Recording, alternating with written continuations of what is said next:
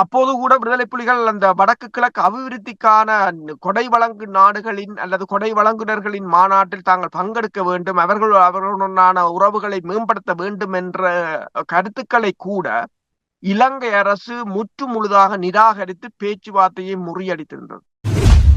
அதனை பலரும் தென்னிலங்கையில் இப்போது இலங்கை அரசாங்கத்துக்கு உதாரணமாக காட்டுகிறார்கள். IMF அதனைத்தான் ஒரு நாடாளுமன்ற உறுப்பினர் ஒன்றை கூறினார்.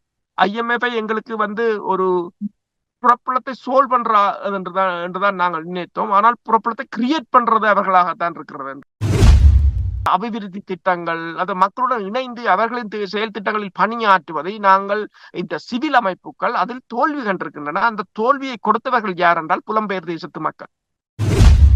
எங்கள் வாக்குகளை இந்த சிங்கள தேசத்துக்கு, சிங்கள வேட்பாளர்களுக்கு நாங்கள் வாக்களிக்க கூடாது என்பதை நாங்கள் உணர வேண்டிய ஒரு தருணம். அந்த ஒரு சின்ன ஒரு கருப்பொருளே சிங்கள அரசுக்கு மிக பாரிய ஒரு சவாலாக அமைந்திருக்கின்றது. எல்லா சிங்கள தலைவர்களிடமும் தோல்வியடைந்த ஒரு அரசியல்வாதியாகத்தான் பார்க்கின்றார். அதாவது கிட்டத்தட்ட 8 அரச தலைவர்களுடனும் பேசியவர், ஆனால் 8 அரச தலைவர்களாலும் சிங்கள அரச தலைவர்களாலும் ஏமாற்றப்பட்டவர் என்று கூறுகிறார்கள். இவரின் மரணம் எதிர்வரும் காலத்தில் இந்த அரசியலில் ஈடுபடுபவர்களுக்கு எவ்வாறு நாங்கள் இருக்கக்கூடாது என்பதற்கான ஒரு உதாரணமாக இவரின் மரணத்தை நாங்கள் எடுத்துக்கொள்ளலாம்.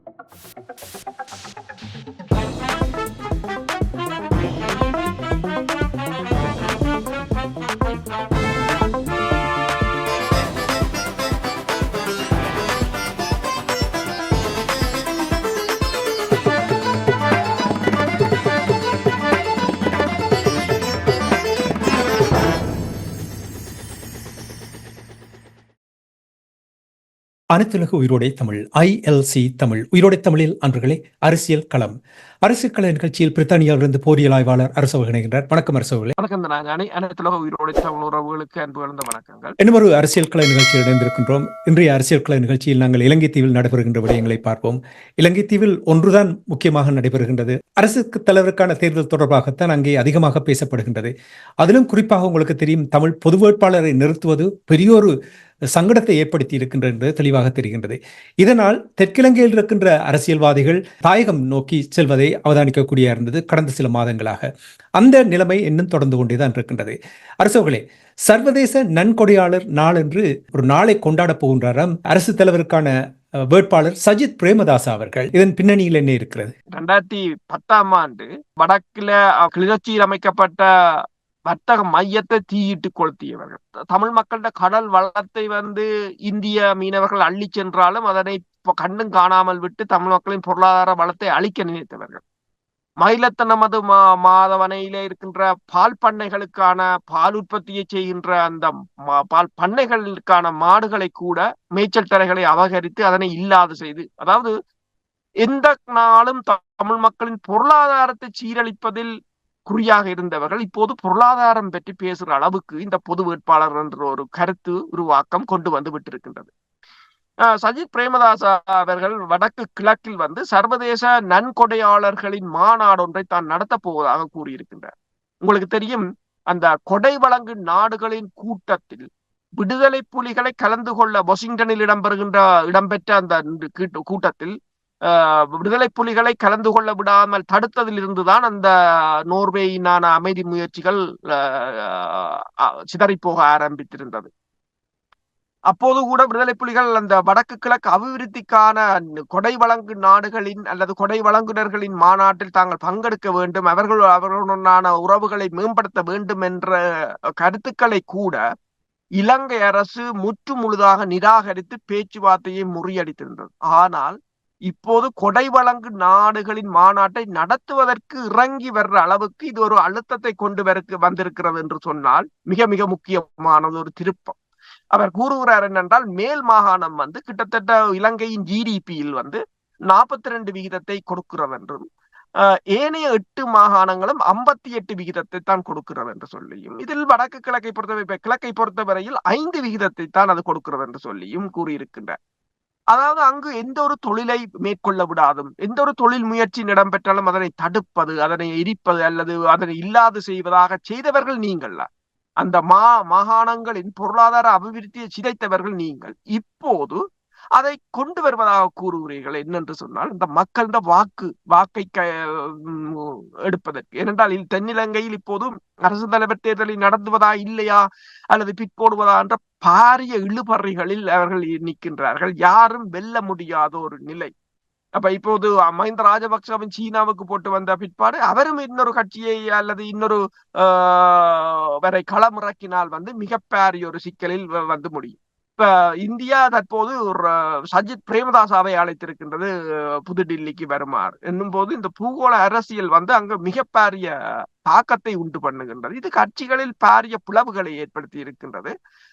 எனவே அந்த 50% வாக்குகளை இவர்கள் பெறுவார்களா என்ற நிலைமை ஏற்பட்டிருக்கின்ற இந்த நேரத்துல தமிழ் மக்களின் வாக்குகளுக்காக வீசப்பட்ட வேலையாகத்தான் நீங்கள் இதனை பார்க்கலாம். அந்த அழுத்தம் தொடர்ச்சியாக பிரயோகிக்கப்பட வேண்டும் என்பதுதான் பலர் விரும்புகிறார்கள். அப்பொழுதுதான் இவர்கள் தமிழர் பக்கம் திரும்பி பார்ப்பார்கள் என்று கூறப்படுகின்றது. இதைத்தான் தந்திரமாக எங்களுடைய தமிழ் பிரதிநிதிகள் என்று சொல்லும் பொழுது நான் கூறுவது சிவில் சமூகம் அவர்கள் இது தொடர்பாக துறைசார் நிபுணர்களை சந்தித்து எவ்வாறு இதை கையாள வேண்டும் என்று காத்திரமாக செயல்படுவார்களாக இருந்தால் நான் நினைக்கிறேன் இன்னும் தொடர்ச்சியாக பாரிய அழுத்தத்தை கொடுக்கும் ஒரு சந்தர்ப்பம். இப்படித்தான் எங்களுடைய அரசியல் இருக்க வேண்டும். தமிழ் மக்கள் வேறு வேறு வழிகளில் எவ்வாறு நாங்கள் எங்களுடைய விடிவை பெறலாம் என்று போராடி கொண்டிருக்கின்ற காலத்தில் எந்த ஒரு விதத்திலும் வளமையாக எடுத்துச் செல்கின்ற விதத்தினூடாக ஒன்றுமே பெற முடியாத நிலையில் வேறு வேறு வழிகளை கண்டுபிடிக்க வேண்டும். இது ஒரு சந்தர்ப்பம். இந்த சந்தர்ப்பத்தை சரியாக பயன்படுத்த வேண்டும். இதில் எல்லோருக்குமே தெரியும் இதனுடைய முடிவு என்ன என்று. ஆனால் இங்கே வேறு ஒரு விடயத்தை சாதிக்க பார்க்கிறோம் என்றதை புரிந்து அதுக்காக செயல்படுவதாக இருந்தால் மிகவும் சிறப்பாக இருக்கும். இனி தேர்தல் தொடர்பாக இப்ப நீங்க பொது வேட்பாளர் தொடர்பாக எவ்வளவு அழுத்தம் பிரயோகிக்கப்படுகின்ற என்று நீங்க கூறும்பொழுது சஜித் பிரேமதாச அவர்களுடைய செயல்பாடுகள் தொடர்பாக கூறுகள் இந்தியாவுக்கு அழைக்கப்பட்டிருக்கிறார் என்றெல்லாம் கூறுகின்ற நேரத்தில் தேர்தலை நடத்த தடை விதிக்குமாறு கோரி அடிப்படை உரிமை மனு தாக்கப்பட்டிருக்கின்றது உயர் நீதிமன்றத்தில். இது என்னத்துக்காக? அரசு தலைவர் தேர்தலை நடத்தாமல் இருப்பதற்கு அதை நடத்துவதற்கு தடை கோரி ஒரு வர்த்தகரின் ஊடாக இந்த வழக்கொண்டும் மேற்கொள்ளப்பட்டிருக்கின்றது. ஒரு வர்த்தகர் ஒருவர் தனிப்பட்ட ரீதியாக. ஆனால் தனிப்பட்ட ரீதியாக என்று கூற முடியாது. அதற்கு பின்னால் வெவ்வேறு சக்திகள் இருக்கலாம். ஆனால் இப்ப அடுத்த வளமாக நீங்கள் பார்த்தீங்கன்னு சொன்னால் அந்த தடைக்கு எதிராக இன்னொரு வழக்கை போட்டிருக்கிறார்கள். அதை இன்னும் மேலும் வழக்குகளை போடுவதற்கு இப்ப உதாரணமாக ஜிஎல் பீரிஸை பொறுத்தவரையில் அவர் கூட தனது வழக்கறிஞர்களுடன் கலந்து ஆலோசித்து வருவதாக கூறப்படுகின்றது.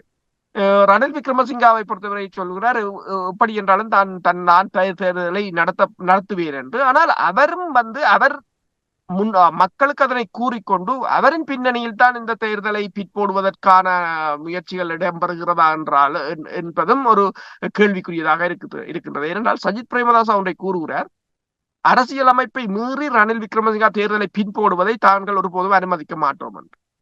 அவரின் கருத்தின்படி பார்த்தால் ரணில் விக்ரமசிங்கா தான் இந்த தேர்தலை பின்போடுவதற்கான ஒரு முன்முயற்சியை மேற்கொள்வதாக. ஏனென்றால் அமெரிக்காவை பொறுத்தவரையில் அமெரிக்காவின் திரைசேரியின் ஒரு உதவி செயலாளர் கூட அண்மையில் வந்திருந்தார். அவர் வந்திருந்த போது சஜித் பிரேமதாசா ஒன்றை கூறியிருந்தார். அதாவது IMF தற்போதைய உடன்பாடுகள் அனைத்தையும் நாங்கள் ஆட்சிக்கு வந்தால் மீள் பரிசீலனை செய்வோம் என்று சொல்லி. அடுத்ததாக IMF நிதி மறுசீரமைப்பு செய்தது என்று சொல்லி ரணில் விக்ரமசிங்கா மிகப்பெரிய ஒரு பிரச்சாரத்தை மேற்கொண்டாலும் இந்த கென்யாவில் இடம்பெறுகின்ற பிரச்சனைகள் அது ஒரு மிகப்பெரிய கேள்விக்குறியாக இருக்கின்றது. அது தென்னிலங்கை ஊடகங்கள் அதனை தெளிவாக கொண்டு வந்திருக்கின்றன. இவர்கள் நிதி அதாவது பொருளாதாரத்தில் மீண்டு விட்டதாக கூறுவதெல்லாம் அத்தனையும் பொய் என்று சொல்லியும் இது மிகப்பெரிய ஒரு சிக்கலை நாங்கள் இன்னும் ஓரிரு வருடங்களுக்கு சந்திப்போம் என்றும் கூறியிருக்கிறார். அதாவது கென்யாவில் உங்களுக்கு தெரியும், கென்யாவில் அரசு தலைவர் ரூட்டோ அவர் அரசு தலைவர் தேர்தலில் நின்று வெற்றியீட்டிய போது இந்த IMF ப்ரோசஸ் ஒரு அப்பதான் ஆரம்பித்து போய்கொண்டிருந்தது. அதன் ஒரு நடுப்பகுதியில் தான் அவர் அரசு தலைவர் தேர்தலில் நின்றிருந்தார். ஆனால் 2வது வருடம் அவரை பதவி விலக கோரி அங்கு மிகப்பெரிய ஆர்ப்பாட்டங்கள், உங்களுக்கு தெரியும், கடந்த 2 வாரங்களுக்கு முன்னர் இடம்பெற்ற ஆர்ப்பாட்டங்களுக்கு கிட்டத்தட்ட 23 பேர் கொல்லப்பட்டிருக்கிறார்கள். நாடாளுமன்றம் கைப்பற்றப்பட்டது. அதன் பின்னர் அவர் கொண்டு வந்த டேக்ஸ் தொடர்பான பிரேரணையை மீளப்பெற்றுக் கொண்டிருக்கின்றார். கிட்டத்தட்ட இதுவரையில் நூற்றுக்கணக்கானவர்கள் கைது செய்யப்பட்டிருக்கிறார்கள் என்னும்போது அந்த நாடு மிக பாரிய ஒரு நெருக்கடியை சந்தித்திருக்கிறார். அதனை பலரும் தென்னிலங்கையில் இப்போது இலங்கை அரசாங்கத்துக்கு உதாரணமாக காட்டுகிறார்கள். IMF வந்து அதனைத்தான் ஒரு நாடாளுமன்ற உறுப்பினர் ஒன்றை கூறினார். IMF எங்களுக்கு வந்து ஒரு புறப்படத்தை சோல்வ் பண்றா என்றுதான் நாங்கள் நினைத்தோம். ஆனால் புறப்படத்தை கிரியேட் பண்றது அவர்களாகத்தான் இருக்கிறது என்ற ஒரு தொனியில் தான் அவர் பேசியிருந்தார். இது எல்லாவற்றையும் கண்டறிந்துதான் அவர்கள் இப்போது தேர்தலை பிற்போடுவதற்கு முயற்சிக்கிறார்கள், அல்லது இந்த தனது தற்போதைய பதவி காலத்தை மேலும் நீடிப்பதற்கு முயற்சிக்கிறார்கள் போல் தெரிகின்றது.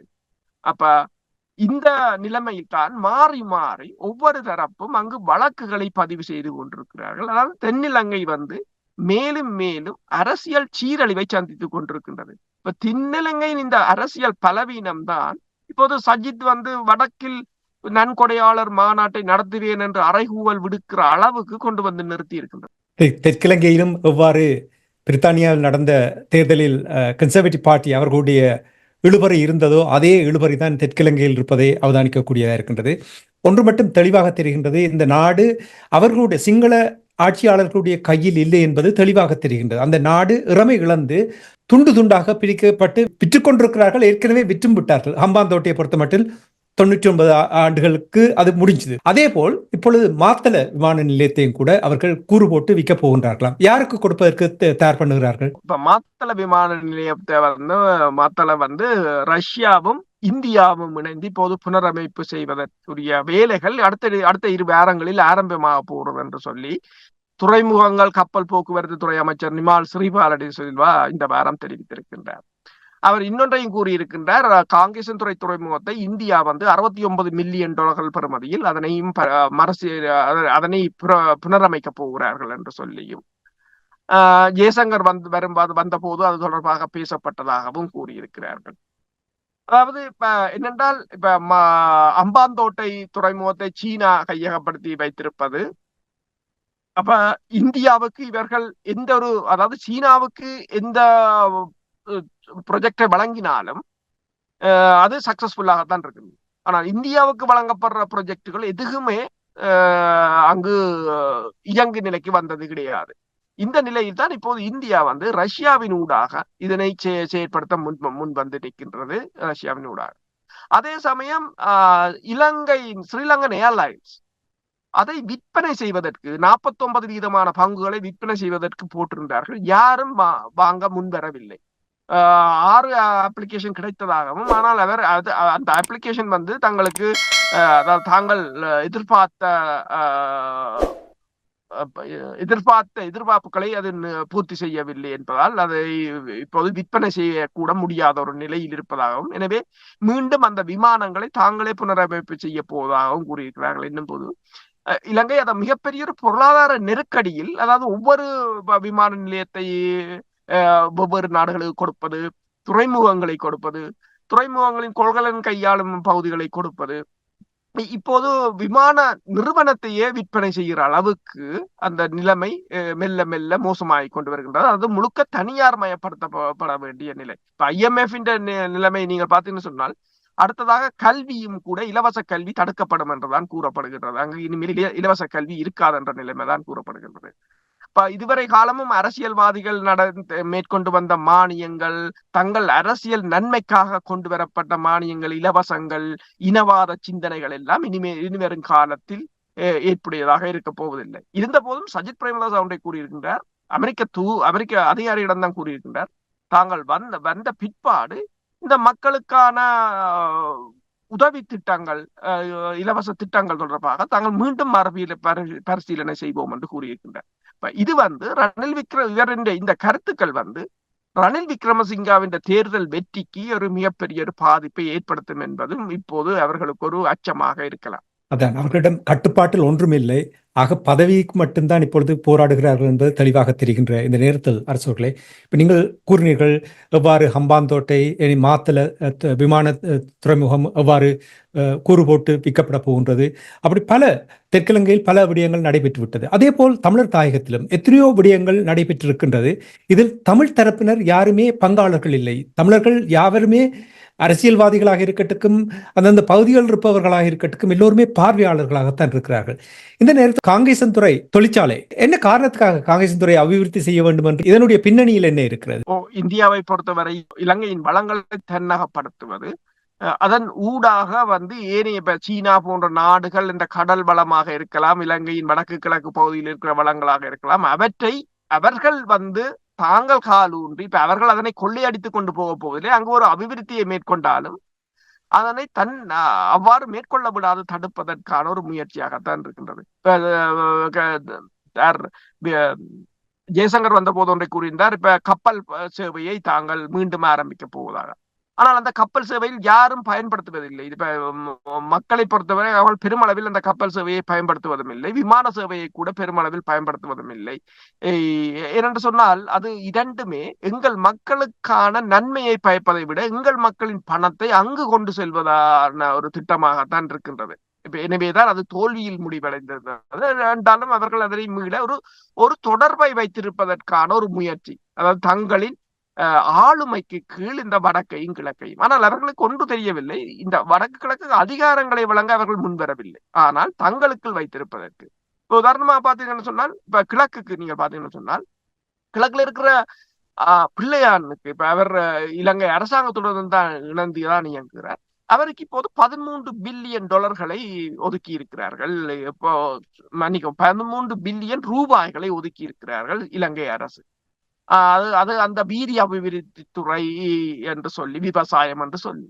ஆனால் இப்ப என்ன சொல்லுகிறாருன்னா, அவர் அந்த 13 பில்லியன் ரூபாய்களையும் வைத்து அங்குள்ள இளைஞர்கள் அவர்களுக்கான உதவி திட்டங்களை வழங்கி அவர்களை தங்கள் வசம் எடுப்பதன் ஊடாக அவருக்காக அவர்கள் இலங்கை அரசாங்கத்துக்கு உரிய அனுசரணையாளராக மாற்ற முடியும்.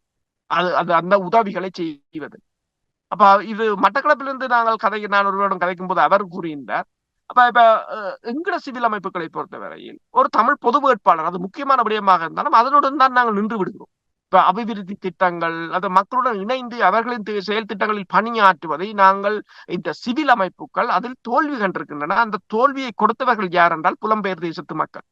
அவர்கள் தாங்களே கொண்டு போய் அங்கு செய்து விட்டு வருகிறார்கள். நீங்கள் அங்கு போய், நான் இதனை பல தடவை கதைத்திருக்கின்றேன். இப்ப நான் போய் அங்கு ஒரு அபிவிருத்தி திட்டத்தை எந்த பேரில் செய்வதால், நான் இங்க பிரித்தானியாவில் பாஸ்போர்ட்டை வைத்திருக்கிறேன், எனக்கு அதனால் எந்த விதமான அந்த அரசியலில் எந்த விதமான பங்கெடுப்பையும் நான் செய்ய போவதில்லை. அப்ப நான் அங்கிருக்கிற ஒரு சிவில் அமைப்புகளுக்களால் செய்தால்தான் அந்த சிவில் அமைப்புகளுக்கும் மக்களுக்கும் இடையிலான நெருக்கம் வரும். அப்பதான் அவர்களும் அந்த சிவில் அமைப்புகளின் ஒவ்வொரு செயல் திட்டங்களுக்கும் ஒத்துழைப்பார்கள். இது அவ்வாறு இல்லை. நிதி எல்லாவற்றையும் நீங்களாக சில்லமாக நீங்கள் செய்துவிட்டு சிவில் அமைப்பு தனியாக அரசியலை பேசிக் கொண்டிருப்பதால் எந்த விதமான மாற்றத்தையும் ஏற்படுத்த முடியாது என்று சொல்லி அவர் கூறியிருந்தார். என்றால் இப்ப அரசாங்கம் எவ்வாறு செய்கிறது, உண்மையில் அது மாகாண சபைக்கோ அல்லது நகர சபைக்குள்ளால போறதை தனக்கு சார்பான ஒருவருக்கு அந்த நிதியை மாற்றி அவரின் ஊடாக கொடுக்க வைப்பதன் ஊடாக அந்த மக்களின் மனங்களை கவர்வது அல்லது அந்த மக்களை தனக்கு சார்பாக மாற்றுவது, இது அரச தலைவர் தேர்தலில் கூட அதற்கு ஒரு வெற்றியாக அமையலாம் என்பது இங்க ஒரு முக்கியமானது ஒன்று. இந்த முயற்சிகள் தமிழ் பொது வேட்பாளரை ஏதோ ஒரு விதத்தில் சமாளிக்க வேண்டும் என்ற காரணத்துக்காக இந்த முயற்சிகள் எடுக்கப்படுகிறதா? உண்மைதான். தமிழ் வேட்பாளரை நிறுத்த வேண்டும் என்பது அங்கு பல மாற்றங்களை தொடர்ச்சியாக ஏற்படுத்தி கொண்டு வருகின்றது. இலங்கை அரசியல், தென்னிலங்கை அரசியலிலும் சரி, இந்திய அரசியலிலும் சரி, இலங்கை தொடர்பான இந்தியாவின் அரசியலிலும் சரி, பல மாற்றங்களை ஏற்படுத்தி கொண்டு வந்திருக்கின்றது. இப்போது கூட நீங்கள் பார்க்கலாம், சம்பந்தன் அவர்களின் மறைவையொட்டி நரேந்திர மோடி அவர்கள் துக்கத்தை தெரிவித்திருந்தார். இப்போது அண்ணாமலை அவர்கள் இங்கு வருவதாக, அதாவது இவரின் இறுதி நிகழ்வில் கலந்து கொள்ள வருவதாக கூறியிருக்கிறார்கள். ஜெய்சங்கர் கூட்டாக தமிழ் மக்களை சந்தித்திருந்தார், தமிழ் பிரதிநிதிகளை சந்தித்திருந்தார். இதுவரையில் அவ்வாறு அவர் சந்திப்பதை தவித்து வந்திருந்தார். பிரித்து ஆளுவதாகத்தான் இருந்ததை வழியை இப்போது அவர் சந்திக்க முற்பட்டிருந்தார். இதுவரை காலம் வரும்போது அவர்கள் ஒட்டுக்குழுக்களையும் இலங்கை அரசுடன் இணைந்து இயங்குபவர்களையும் சந்தித்து சென்ற வரலாறுகளும் உண்டு. இப்போது அதனை தவித்து சென்றிருக்கின்றார். இவை எல்லாம் ஒரு சிறிய மாற்றம். இதைத்தான் அவர்கள் கூறுவது என்ன, சிந்தனை பள்ளி. இப்ப நீங்கள் நான் பல தடவைகள் கூறுவது போல இலங்கை இந்திய பிரதமருக்கு கூட வெளிவார கொள்கை கூட ஒரு சிந்தனை பள்ளி அவர்களுக்கு இருக்கின்றது. ஏன்னா அவர்கள் வகுத்துக் கொடுக்கும் அந்த ஒவ்வொரு சிறிய நகர்வுகள் அரசியலில் பாரிய மாற்றங்களை இது என்ன செய்தியை தமிழ் தரப்பினருக்கு கூறுகிறது? இது ஒரு சிறிய விடயமே இவ்வாறு ஒரு தாக்கத்தை ஏற்படுத்துகின்ற என்றால் தமிழ் பிரதிநிதிகள் என்ன பாடத்தை கற்றுக்கொள்ள வேண்டும் என்பதுதான் முக்கியம். உண்மையா தமிழ் பிரதிநிதிகளை பொறுத்தவரையில் அதாவது நீங்கள் உங்களிடம் இருக்கின்ற அதிகாரங்களையும் உங்களின் முக்கியத்துவத்தையும், அந்த பிராந்தியத்தில் உங்களுக்குள்ள முக்கியத்துவத்தையும், உங்களுக்குள்ள வாக்கு பலத்தையும் நீங்கள் உணர்ந்து கொள்ளுங்கள், அதனை பயன்படுத்துங்கள் என்பதைத்தான். அதனை வீணடிக்காதீர்கள். அதாவது நிபந்தனையற்ற ஆதரவுகள், நிபந்தனையற்ற ரீதியில் அல்லது இணைந்து இயங்குதல், இணங்கி போதல் என்ற போர்வையில் அதனை வீணடிக்காதீர்கள் என்ற செய்தியைத்தான் கூறுகின்றது. இப்ப நீங்கள் பாத்தீங்கன்னு சொன்னால் இந்தியாவில் இடம்பெற்ற தேர்தலில் நாங்கள் மணிப்பூரை பார்த்திருந்தோம்.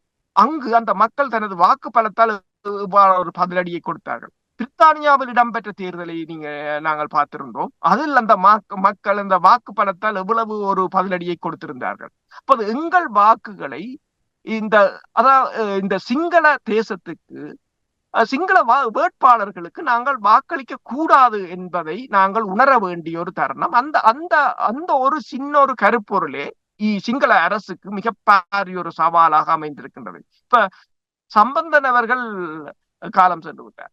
அவரை என்னென்று கூறுகிறார்கள் என்றால், எல்லா சிங்கள தலைவர்களிடமும் தோல்வியடைந்த ஒரு அரசியல்வாதியாகத்தான் பார்க்கின்றார். அதாவது கிட்டத்தட்ட 8 அரச தலைவர்களுடனும் பேசியவர், ஆனால் 8 அரச தலைவர்களாலும் சிங்கள அரச தலைவர்களாலும் ஏமாற்றப்பட்டவர் என்று கூறுகிறார்கள். அதாவது இருந்திருந்தால் 9வது அரச தலைவராலும் ஏமாற்றப்பட்டிருப்பார். இதுதான் அந்த ஒரு வரி சுருக்கமாக இருக்கின்றது. இவ்வாறு நாங்கள் ஏமாற்றப்படுகிறோம், 8 பேராலும் ஏமாற்றப்படுகிறோம் என்ற பிற்பாடும் நாங்கள் அதற்குள் தான் மீண்டும் மீண்டும் போகிறோம் என்று சொன்னால் அதனை மாற்றி அமைப்பதற்குத்தான் நீங்கள் கூறியது போல இந்த சிந்தனைகள் தேவை. அதனை மாற்றுவதற்கான நடைமுறைகள். அது இது இந்த சம்பந்தர் அவர்களின் மரணமும் அதுக்கு மக்கள் எவ்வளவு முக்கியத்துவம் கொடுத்தார்கள் என்பதும், இந்த பொது வேட்பாளர் எவ்வளவு தாக்கத்தை தென்னிலங்கையில் ஏற்படுத்தியிருக்கிறது என்பதும் எமது அரசியல்வாதிகளுக்கு வருங்காலத்தில் ஒரு நல்லொரு பாடத்தை புகட்டி கொண்டிருக்கின்றது. அதனை கற்று அதன் அடிப்படையில் அடுத்த நகர்வுகளை மேற்கொள்வார்களாக இருந்தால் உண்மையில் சிறப்பாகத்தான் இருக்கும். அதை கற்றுக்கொள்வார்களா என்ற எனக்கு எப்பொழுதுமே ஐமிச்சம் இருக்கின்றது என்றால் இவர்களிடம் அதற்கான திறமையில் நான் தயவு செய்து மன்னித்துக் கொள்ளுங்கள், நான் வேணுமென்று இப்படி கூறுவதிலே அதை அவதானிக்கின்றபடியால் தான் அந்த கேள்வியை எழுப்புகின்றேன் என்றால் மாற்றம் பெற வேண்டும் என்று இவர்களிடம் அந்த திறமை இருக்கின்றதா என்ற ஒரு பெரிய ஒரு கேள்விக்குறியாகத்தான் இருக்கின்றது. சரி, நாங்கள் நிகழ்ச்சியை கொண்டிருப்போன்றோம். காலம் சென்ற சம்பந்தன் அவர்களுடைய விடயங்கள் தொடர்பாக நீங்கள் கூறும்பொழுது ஞாயிற்றுக்கிழமை அவருடைய பூத உடல் திருவோணமலையில் அடக்கம் செய்யப்படும் என்று கூறுகிறார்கள். சம்பந்தன் அவர்களை பொறுத்தமட்டில் இப்ப நீங்கள் கூறினீர்கள், தோற்கப்பட்ட ஒரு தமிழ் பிரதிநிதியாக பார்க்கின்ற நேரத்தில் இவருடைய வரலாறு எவ்வாறு பார்க்கப்படும்? இதுவரையில் ஏதாவது சாதித்திருக்கிறாரா அல்லது வெறுமனவே ஒரு இந்த லெட்டர் பேட் கட்சியினுடைய ஒரு தலைவராகத்தான் இருந்திருக்கிறார்? எவ்வாறு நீங்கள் பார்க்கிறீர்கள்? உண்மைதான். ஒரு முதிர்ந்த அரசியல்வாதி, அரசியல் தலைவர், பல ஆண்டு காலம் அரசியலில் ஈடுபட்டவர். உதாரணமாக நீங்கள் பார்த்தீங்கன்னு சொன்னால் 8 அரசு தலைவர்களுடனும் பேச்சில் ஈடுபட்ட ஒரே தலைவர் என்றெல்லாம் கூறுகிறார்கள். ஆனால் அவர் அதற்குரிய தகுதியானவரா என்றால் மிகப்பெரிய ஒரு கேள்விக்குறியாகத்தான் இருக்கின்றது. தனக்குரிய அத்தனை சந்தர்ப்பங்களையும் தவற விட்ட ஒருவராகத்தான் இருக்கின்றார். அந்த மன்னிக்கிற பக்குவம் இருக்கின்றது. மன்னிக்கிற பக்குவம், மன்னிப்பு கேட்கிறவன் உண்டு, மன்னிக்கிறவன் உண்டு. அந்த மன்னிப்பை கூட விடுதலை புலிகள் வழங்கி இவரை ஒரு தலைவராக்கி இருந்தார்கள் ஒரு தமிழ் தேசிய கூட்டமைப்பு. அந்த கொடுக்கப்பட்ட அந்த அரிய சந்தர்ப்பத்தை கூட தனது திறமையை வெளிப்படுத்தாது முடங்கி போய் அதையும் சீரழித்த ஒரு தலைவராகத்தான் இவரை பார்க்கலாம். ஒரு சாதாரண சிந்தனை, சாதாரண மக்களால் சிந்திக்கக்கூடிய எதிர்வினையை கூட சிந்திக்காது மீண்டும் மீண்டும் சிங்கள அரசிடம் போய் தோல்வியை கண்டு தமிழர்களுக்கும் ஒரு அவமானமாக தோல்வியை தந்த தலைவராகத்தான் இவரை நாங்கள் பார்க்க முடியும். இவரின் மரணம் எதிர்வரும் காலத்தில் இந்த அரசியலில் ஈடுபடுபவர்களுக்கு எவ்வாறு நாங்கள் இருக்கக்கூடாது என்பதற்கான ஒரு உதாரணமாக இவரின் மரணத்தை நாங்கள் எடுத்துக்கொள்ளலாம். யாரையும் நாங்கள்